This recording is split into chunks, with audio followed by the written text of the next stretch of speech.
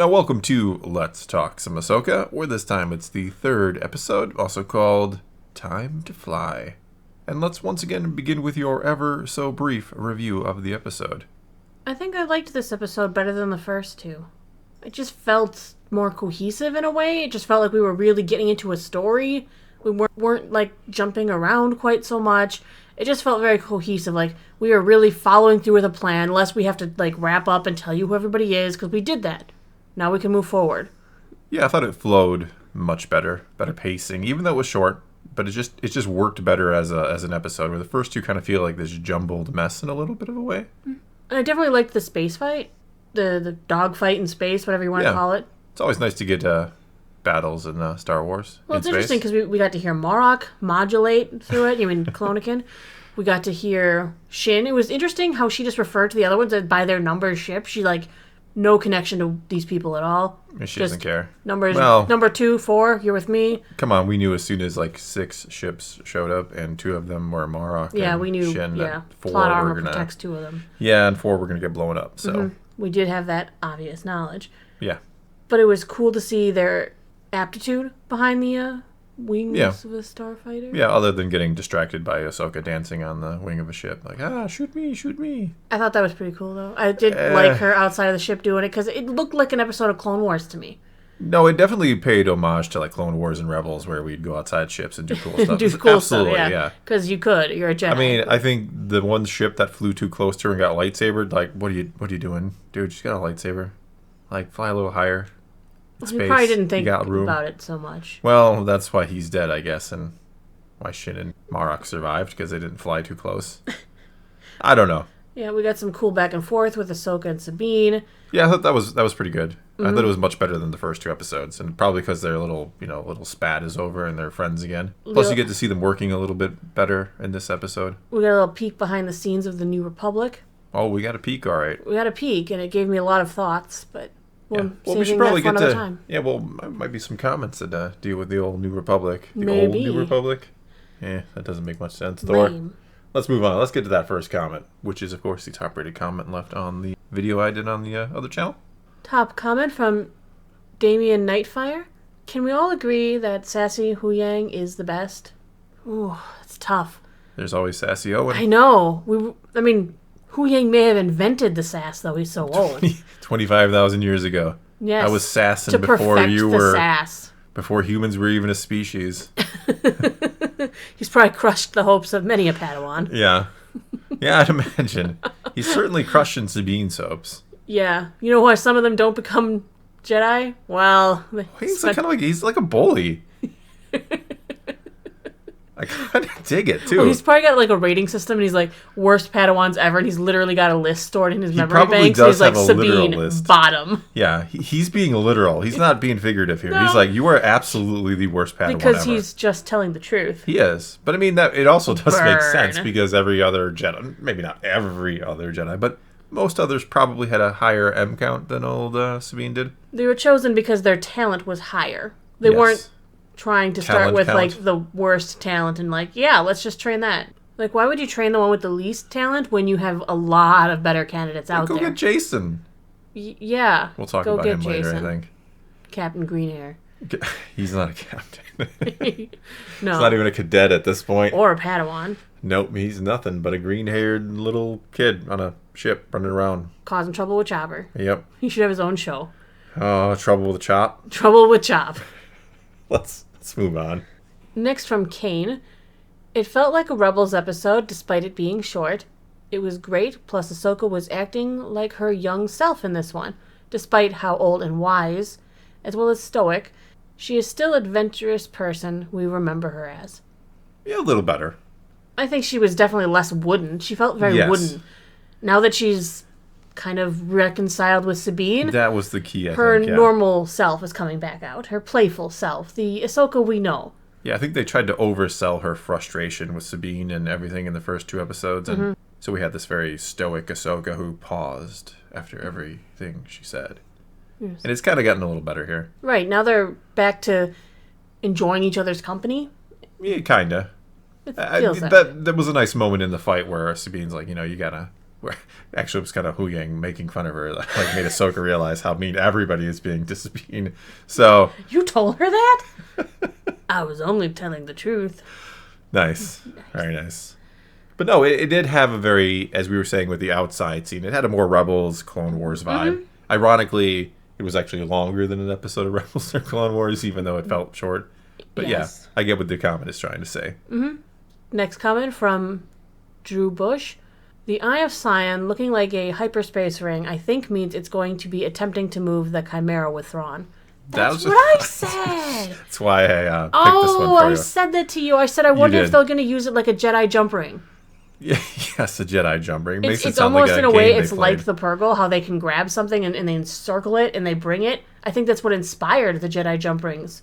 Yeah, maybe. Maybe it's just convenient. Well, Huyang did tell us that the Jedi of long ago studied the Purgle. So why wouldn't they make their jump rings based on the fact that a Purgle can encase something and travel with it? Do you think they do that often? Like just grab stuff and go? Like a grab and go, you know? Nobody stops the Purgle. Not really. They take what they want. I don't know about bringing home the Chimera. Possibly, but... I think they might because it's such a cool ship. Well, it's like pretty much like any other Star Destroyer, but it's got a big painted logo on it. Sure. They spent a long time on that. My point is, it is a very big ring, so could they potentially want to bring something back? That's another possibility besides the Chimera. They would need to bring something back because theoretically there might be a lot of people still alive where Thrawn is. So you think they're bringing back an army? They took a whole ship, a whole Star Destroyer full of Imperials. I think they carted off multiple Star Destroyers, or didn't they? I think they may have. I thought they did, yeah. They may have grabbed a whole bunch of stuff. I gotta watch that again. Purgle just take things. Grab and go. Yeah.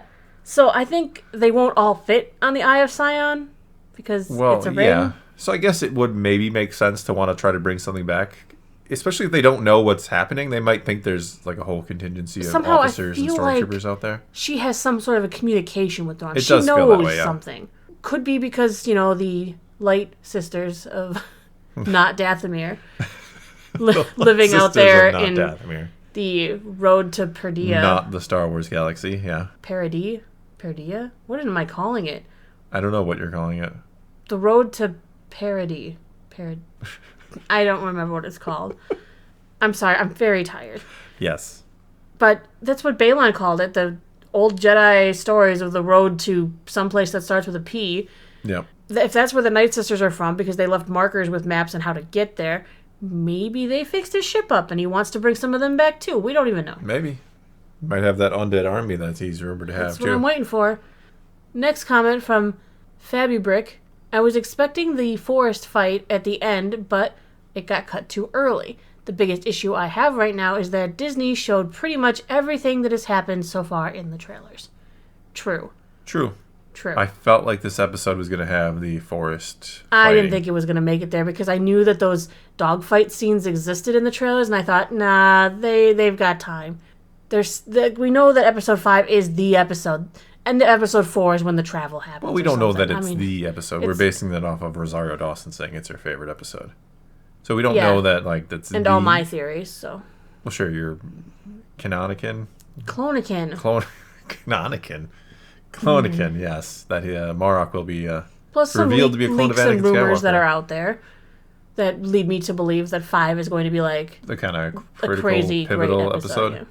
But no, it is kind of, I don't want to say annoying, but it's like we did see these things in the trailer, and now that we've seen the first few episodes, we can kind of put it all together, and we know there's this fight going to happen on the planet we're on. So when it doesn't happen in this episode, it's like, oh, we got to wait till the next one to see that. And so we all know it's coming. Yeah, we know it's coming. Go hunt the Jedi in the forest. And we're like, we know you find them. Yes. We are very well aware, and you're going to tell Ahsoka how Anakin spoke highly of her. Yes. We know that Shin's going to look at Sabine and go, you have no power. Yes. We know she's going to fight Marok in the woods too, and probably kill him, revealing he's Clonican before she goes to fight Balon. Maybe. We'll see about that one. That's my theory, and it's what I am led to believe. But no, I agree. A little frustrating that we kind of really have a roadmap for the next episode, or maybe even 2 episodes. Hey, don't worry. The one clip of Thrawn, those 2 clips of Thrawn on the bridge of the Eye of Sion, yes, they won't be in the first 4. It's going to be episode 5 or 6. No, that's episode 8. That's no, the it's not. Final shot. No, it's not. We're going to get him before then. Let's go home. That's how it ends. Engage. Oh. Next comment from the new flutist. This episode was much cleaner and better paced, and all the characters were quite likable. I'd say it was a major improvement from the first 2 episodes, likely because we had a very good director here. I'm still having a lot of why questions when it comes to the story, however. Why is Sabine so insistent on being a Jedi? Why does she want to use the Force so badly? Doesn't she already know that following the will of the Force and making right decisions is more important than moving objects or fighting blind? I guess that's the lesson Ahsoka's trying to get her to learn. That is, I hope that's the character arc.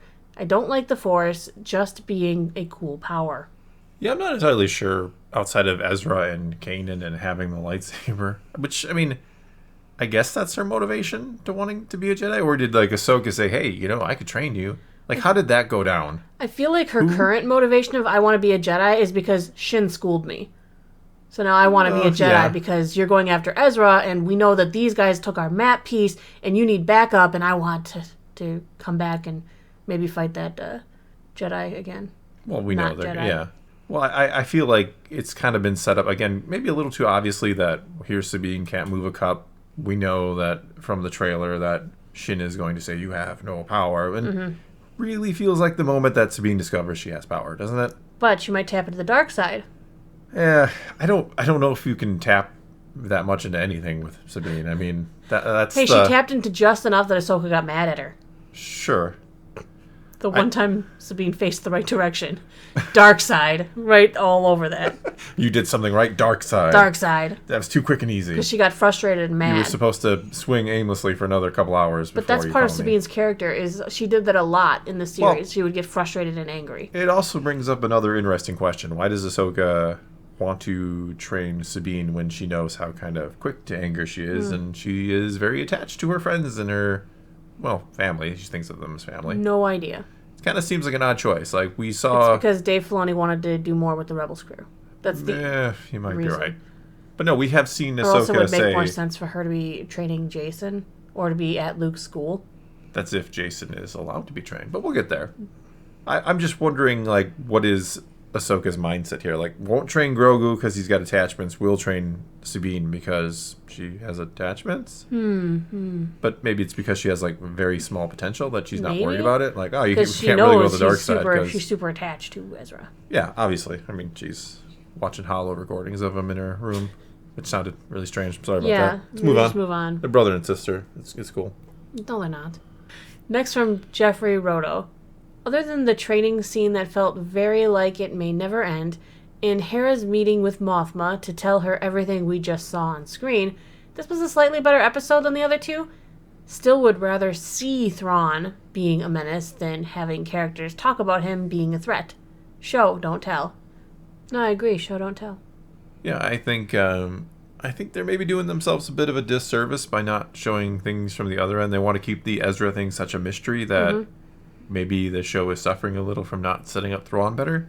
But I mean, at least they try a little bit here with the whole meeting, and Hera is very insistent about how important this is and what Thrawn can do if he returns, so...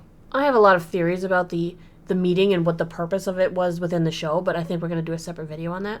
Oh, okay. It's too long for this video. This video is already long. Yeah, we don't have time for me to go into another crazy 20-hour theory. A video within a video. We've been known to do that. Not today. Not today. Not today. But no, I kind of agree. I almost think you really want to... If Thrawn is the main antagonist of your whole kind of time period here, maybe you kind of show things from his side and see what he's doing over on the other end. It's hard to see things from his side because he's at a side where he's not fighting anyone we know. We don't know what's going on with him over there. Exactly.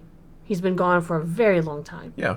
So I have a feeling like the last episode or two is where we find him, and then it's kind of like, oh, we found that blue guy, and then I still don't know why he would come back and immediately be like, yeah, I want to resurrect the Empire. Why not just go back to the Chiss Ascendancy? Maybe we'll get that answer. I hope we get that answer. Why not take his Nightlight sisters and whatever he's been doing out there and go back to the Chiss? Why would he care about rebuilding the Empire? It does seem like a lot of hassle. Yeah. Especially if he only does care about the Chiss Ascendancy, which is kind of how it has been. Mm-hmm. But then again, he could be a different. He could be more of an EU Thrawn here. We'll see. We'll have to wait and see, I guess. Last comment from Prolast Media. Hera's son only having green hair to indicate his alien lineage is still baffling to me. Yeah. Baffles us all. He does not look like... Maybe he can dance real well. What does that mean? Why was Genetically. Genetically? What, Hera dances well that I don't know about? She's a Twi'lek. Oh, God. You're, I'm stereotyping. You're horrible. Twi'lek. Come on. I've played KOTOR. Yes. I know what's what. Yes. Twi'leks equal dancers. Jabba knew. Jabba did know.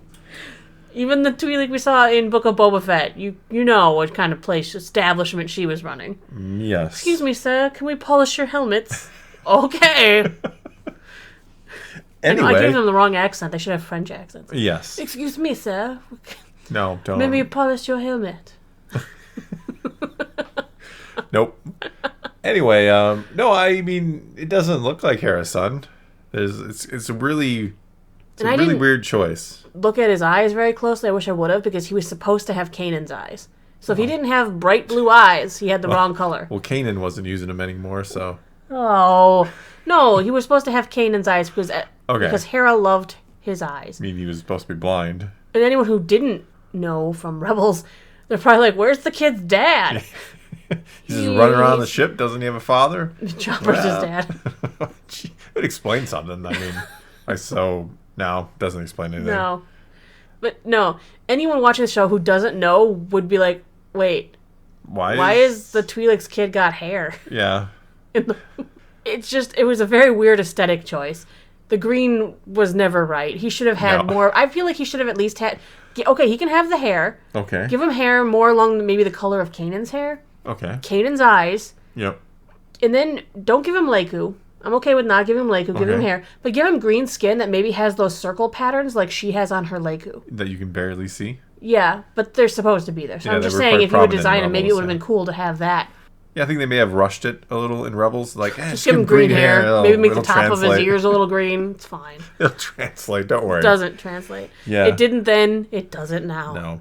Do you think we find out... And then Lego gave him black hair, so everyone was confused. Do you think we find out more about Jacen in this? Like, what his... No. Like, do we set him down a path? We don't have time for that. No.